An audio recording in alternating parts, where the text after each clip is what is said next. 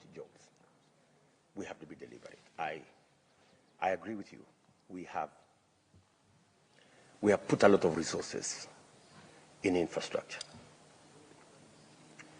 But the return from those resources in terms of jobs and in terms of what the output, the expected output is not as forthcoming, right?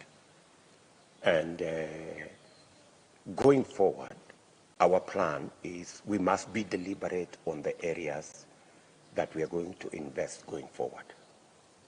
And they must be areas that will help us deal with the challenge of unemployment. We must be deliberate. I gave an example the other day, and it looked disrespectful when I said that, for example, we invested in a can manufacturing factory in Ruto. We invested 4 billion shillings. We created 100 jobs. It looks nice. You know, we're assembling guns, and it's all nice. But you see, if we had 4 billion shillings, if we had invested it in EPZ, for example, we would have created maybe 4,000 jobs, maybe 5,000 jobs, same amount of money. But so we have to choose the areas we are going to invest going forward, so that the resources that we have, we deploy them in a manner that it brings a return in many facets. Create jobs, and we also create goods that we can, as you say, export. So we are going to be deliberate about that. We are going to work with you, and I'm happy that you people are also concerned about our investment. Where are we investing? Are we getting a good return on where we are investing, or we are investing for a different purpose? From where I sit as Deputy President, and we worked on this with my friend Uhuru Kenyatta, we dropped the ball in 2018. We dropped the ball because the base we had set from 2013 was sufficient. We now needed to move from investing is being exported in its primary state. In fact, we were having a conversation with my brother Musalia and another team, and one gentleman was telling us there that in Westlands that he went to Egypt and he was served this very nice cup of tea, and then he decided, oh, because this tea is very nice, let me buy some, I take it home. So he bought the tea in Egypt, brought it here. So when he came and told his son, oh yeah, I got some very nice tea from Egypt. And then there was some small print at the corner there, product of Kenya. You know, all they have gone to do is to do a bit of blending and package it, and then they are selling it at a premium. So, and you see, we have a huge bottleneck with our auction here. So we need to rethink about the auction and step back and do more value addition to our tea, do more value addition to our coffee. We will create value, we will create jobs, and it doesn't take so much. The problem at the moment is, in fact, I had a gentleman in my office the other day who is a Kenyan, who has had to relocate to Rwanda because we have made it impossible for him to do value addition of tea in Kenya. A gentleman from Limuru here, right? So he's going to Rwanda so that he can take our tea to Rwanda and do value addition there and make more money for Rwanda than us. So again, these are, and I agree with you, we have bottlenecks that we can remove so that we can enhance our contribution of manufacturing or value addition or that whole space to our GDP. So let me repeat again, we will be deliberate because we are not only, and whatever needs to be done for us to achieve that, we must do. Let me also give you another example. When we figured out this railway thing, it was largely for us to promote our manufacturing and industrialization sector. And we were looking at Naivasha being a very big hub because we have cheap energy. We can actually easily get power in Naivasha at 4.5, 5 US cents, minus the transportation and the geothermal power. We can get it cheap. And we already have ready steam from the geothermal. So our focus was, how do we use geothermal, both the steam and the power generated, to lower the cost of our production and create products that can help us do import substitution, but also help us work with what we can export. And again, we were looking at, and that's part of what our team is looking at,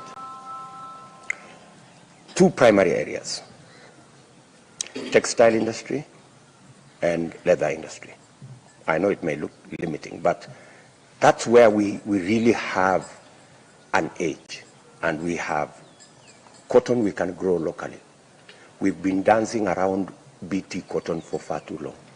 We cannot continue to imagine that we cannot work with BT cotton. It is stupid, if I may say, for anybody to think that we cannot plant BT cotton in Kenya. I mean, all the clothes we are wearing could possibly be BT cotton material. So we must go that direction. We have a lot of expertise in that direction. We just need to improve on the ginneries, and we will be able to have a product that we can meet world-class standards, even if it means working with some of the best textile factories in the world and giving them a foothold in Kenya, so that, as you said correctly, they already have markets. We should be able to leverage on them, accessing the markets they have, but working with our cotton and working with our labor and working with our steam. We are,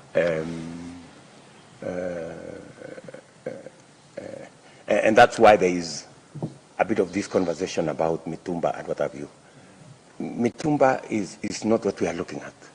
Mitumba has a niche market, and you can never compete with Mitumba. But there is a whole bigger market on textile, on people who don't buy Mitumba. They need different clothing, and that's the market we want to address ourselves to. And the same thing with the leather industry. I went, for example, to Rao's outfit in Athi River. I mean, you can't believe it. All the leather that I use myself, we stopped buying leather from Dubai because we can buy from Rao. And we are buying from Rao at 30% of the price we are buying from Dubai. What Rao is selling for 1,000 shillings, you need 3,500 shillings in Dubai. Same quality, yeah? What are we doing today in Kenya? David Ndi will tell you, we are slaughtering 3 million heads of cattle. We were in Kajiado. We were in Wajir. We were in Marsabit. Their biggest complaint is that they give the skin to dogs. The skin is nothing. The hides mean nothing to them. It's a big loss. And what are we doing? We are importing all these leather products. So I don't think it's rocket science. And Rao is already doing it here. It's not something that is out of space. Rao is already doing it here. We've put 1 billion shillings in a tannery in Narok. Yeah, that's not doing much, but you can see a bit of traces now. They are now making boots out of the Narok tannery. So we have a whole manufacturing industry out there. And we need to work with you guys. Look at what we can do in value addition in all the primary products we have, coffee, tea, and what have you. Look at what we can do in the textile sector. What can we do in the leather sector? These are areas we can have a conversation with you, work on what are the incentives required, what are the issues required. And therefore, if you look at our plan, almost 40% of it depends on the sector that you are in. Our other plan is how to create market for the product that you manufacture. And our focus is on how do we create a population with some purchasing power, right? And our focus is in the area of SMEs. We are looking at these 600 people that we inject into the labor market every year. They are doing all manner of things. They're selling little wares here and there. And that whole sector has about 10 million people. Yeah, it's growing. And their biggest challenge is largely three issues. Number one is space for them to do whatever it is that they are doing. They are doing it in every place. So we're looking at how do we create infrastructure that support the people at the bottom of the pyramid. How do we create, number two, legislation that protect what they are doing? And number three, how do we make them access credit? Many of the people, many of the 15 million people in CRB today are largely those people. Because they try borrow from M-Pesa, they go and do something here, they go do something there, they end up in CRB. Why?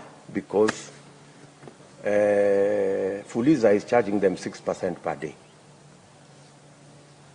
You are all manufacturers. Tell me how much you can do with interest of 6% per day. That's 2,000% per year, you know. Our thinking, and we have worked with numbers with Professor Ndi and his team, is that if we worked with these people and we simply made them access credit at 14% like all of us, yeah, we could easily, with a little bit of intervention here and there, we could easily grow their incomes from 200 shillings, 100, 200, maybe 300 on a good day. We can grow it to between 500 and 700 shillings a day, right? That way, we will create a bigger pool of people with a bit of money to buy what we are all manufacturing. And if you just looked at in a simple manner, assuming we even add just 200 shillings per day to their income, that's about 2 billion shillings a day for 10 million people. That's about 720 billion shillings a year. If as a manufacturer you got 1%, that is 7 billion shillings to your business, right? That's where we're looking. How do we work with what they are doing at the moment, just make it better so that they can earn more money as we seek for ways of transiting these people to a more reliable, as you said, as we grow the manufacturing, the value addition sector, for us to take them there. How do we improve their incomes as we work on? So we are looking at how do we create a bigger pool of taxpayers or people who have some income. Yeah, how do we support that sector?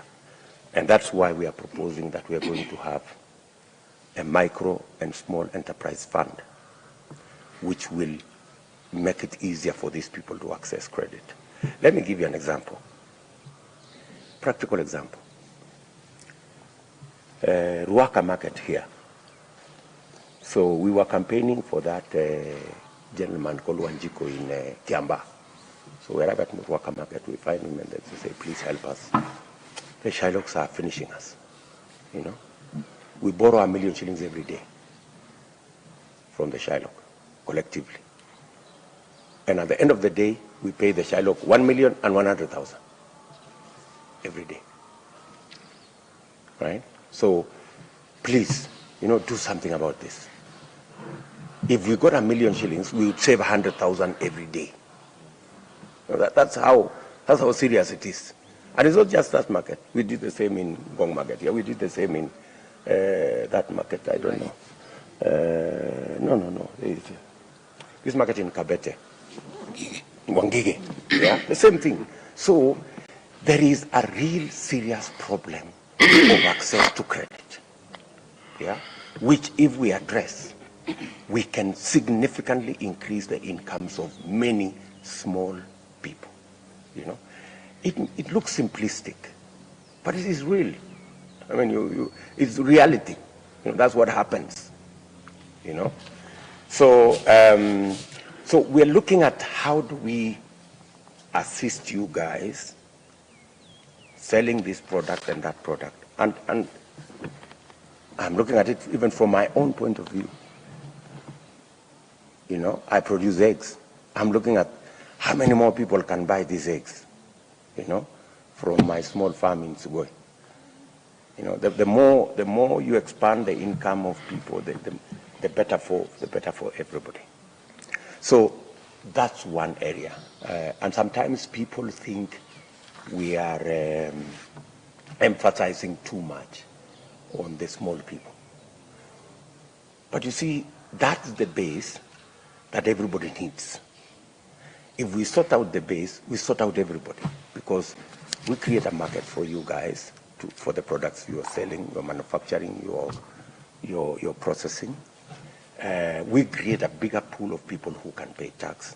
We only have the chance to reduce your taxes if we have more people paying. You don't have a chance of us, say, reducing VAT from 16% to 14%, for example.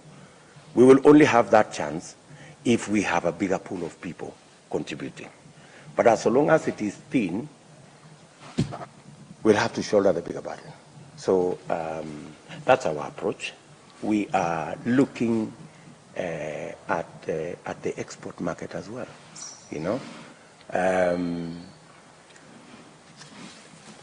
Edible oil, you all know, we import close to $1 billion of edible oil.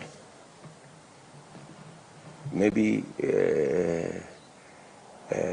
80 billion on a good year, but largely $1 billion every year of edible oil. We've had a discussion with many counties. We were in Busia, for example, and Busia is saying we can grow simsim, we can grow soya. Can somebody help us with a market? So the disconnect is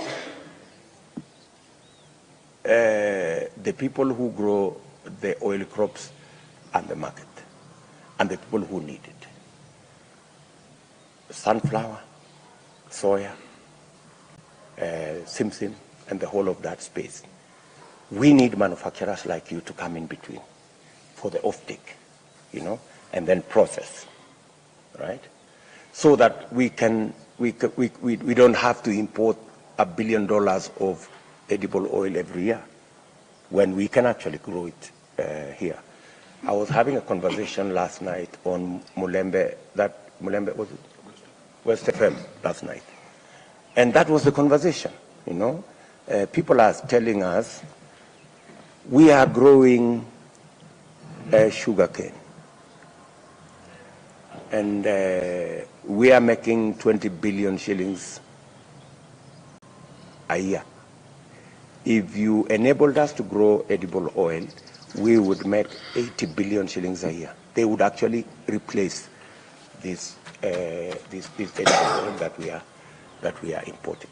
And that is the case in all that area. So that's the space we are looking at. We are looking at how do we enhance productivity, and how do we bring you guys in the middle to help us with offtake, process, and then when you process, you will do us two things. You will give us edible oil, and you will give us animal feed, which currently we are importing all the raw materials from Zambia, from Tanzania, from all over the place, and that kind of thing. Forgive me because I am so passionate about this thing. I maybe I've talked for too long, but it is something I very strongly believe in. So, so what what we are looking at is how do we use where we are to create jobs? How do we create a bigger market? How do we create an export market?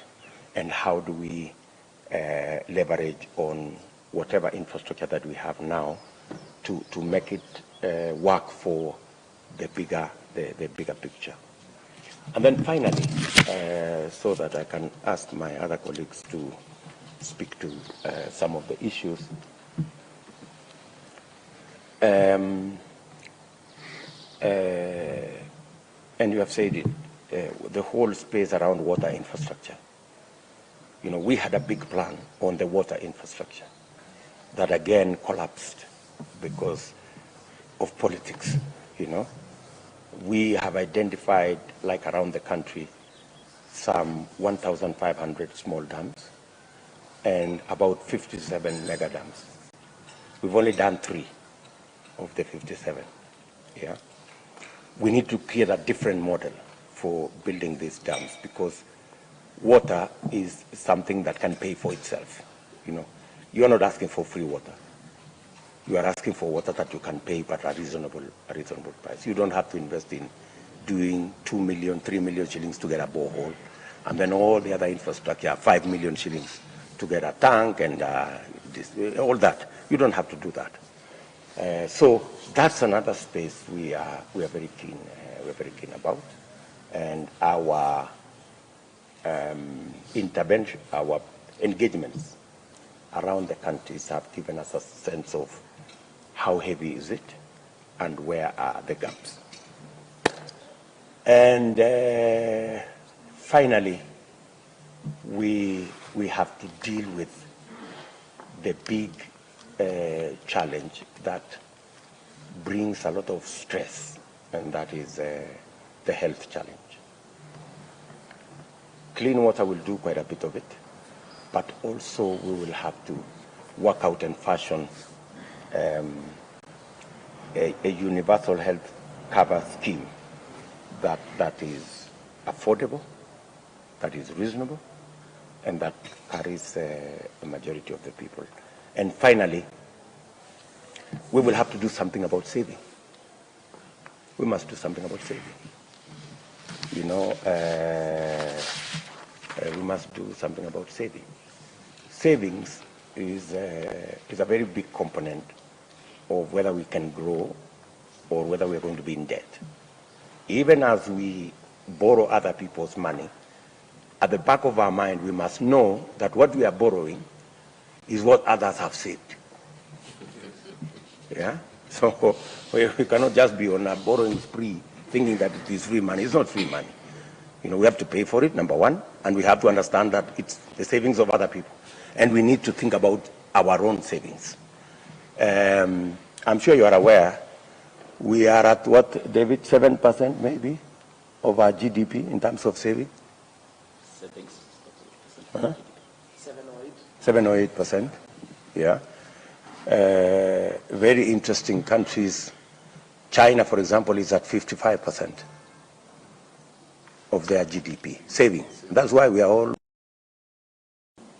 create the understanding of saving. I remember sending our Minister for Labor 3 years ago to Uganda. Uganda small, their economy is almost half ours. But their NSSF is the largest, I think, in Eastern Central Africa. Why? Because the law in Uganda says 10% of your salary goes to saving. by law.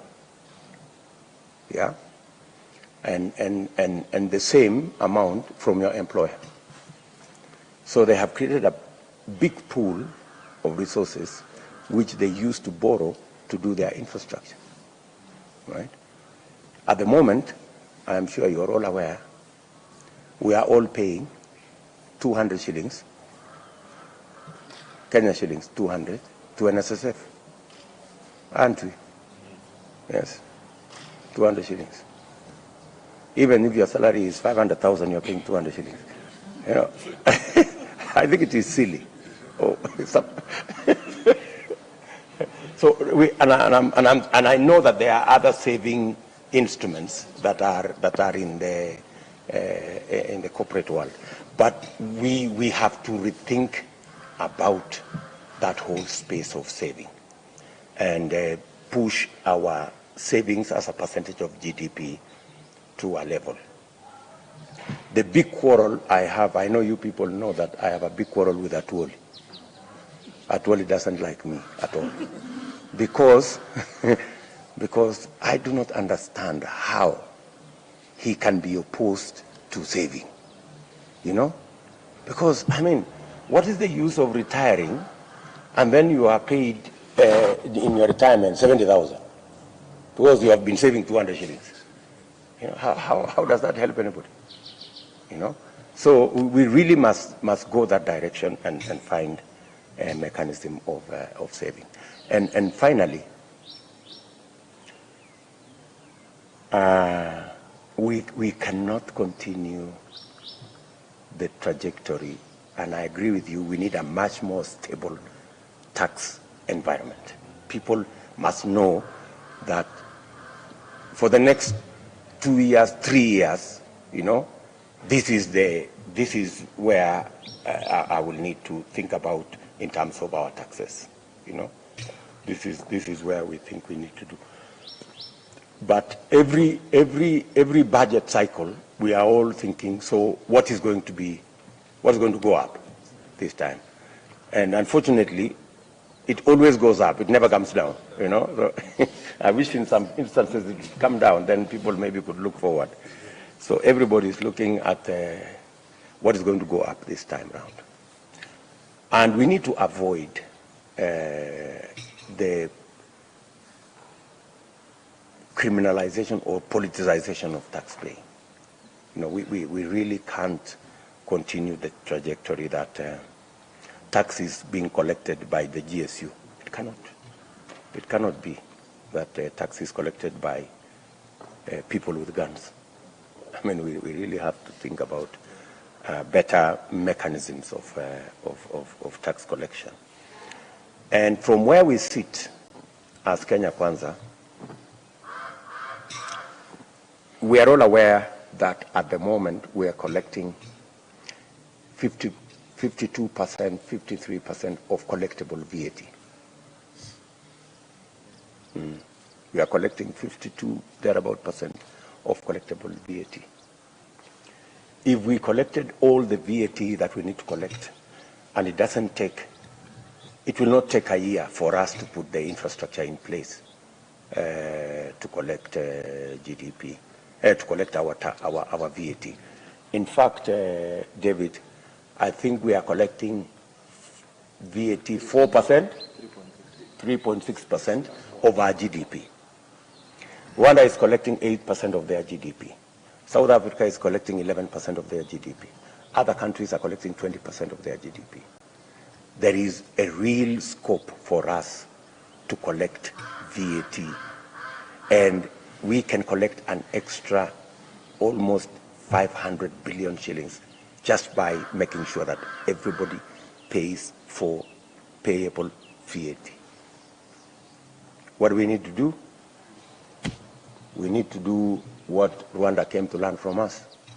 We need to digitize, we need to computerize so that everybody pays their VAT. And if everybody paid their VAT, our corporation tax will also go up by maybe another 200, 300 billion.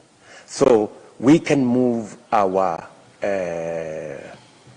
tax revenues from the current 1.6, 1.7 trillion to 3 trillion. We can move it to 3 trillion. And it doesn't take a miracle.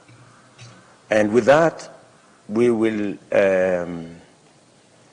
slow down on borrowing. We must stop. We must really think about borrowing. It cannot continue. We cannot continue to say we are using other people's money. It's not working because we are paying 1 trillion shillings every year on debt. 1 trillion shillings every year. If you are collecting 1.8 trillion and you are paying 1 trillion shillings debt, you're not in a good place. It doesn't matter how you look at it, right?